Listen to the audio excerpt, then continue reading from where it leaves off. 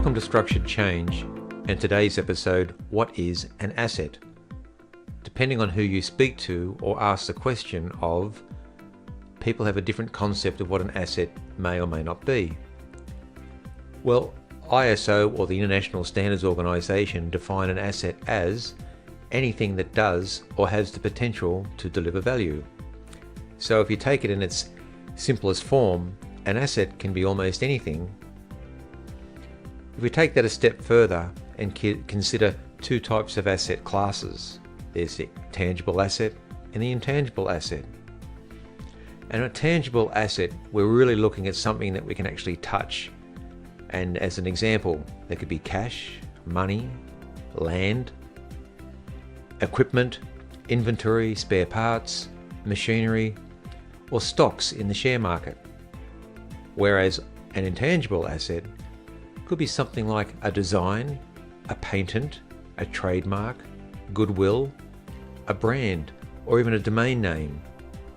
They're not something you can actually touch, but they deliver value for stakeholders. Now, let's go down with some further examples, and why these are important is, from a change perspective, if we understand what the underlying asset is that is delivering value, it enables us to influence change and outcomes in a different way. Because rather than our change efforts being aimed at people and process, by leveraging the underlying value or value streams of the organization and the asset that delivers those value streams, you can construct a change journey that is meaningful and actually easier in the long term. So let's take a look at 4 different examples of an asset. So the first example we'll take a look at is a recreational park. It sits in a city or in a town. It has a chair, it has playground, maybe a sand pit, maybe barbecue cooking utilities. The reason why it is an asset is because it delivers value to stakeholders. It might be social value, but it's still value in its own right. Another example, and probably a simple one to understand, would be the car you drive. It delivers you value because it enables you to get from point A to point B. It might have a nice stereo, it might have nice seats, it might have mag wheels, it might have a sunroof, it might tow a caravan. All these different attributes of the car is of what is of value to you.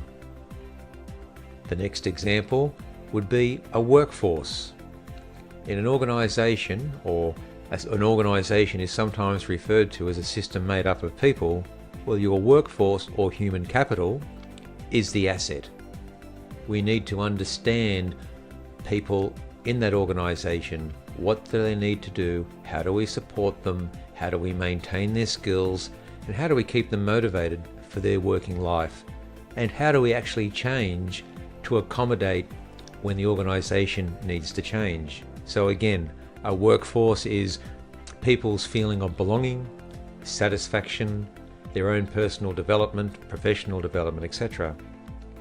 And our fourth example is one that's a pretty straightforward one, but your house, whether you're renting or whether you actually own your house or paying it off, your house is of value to you.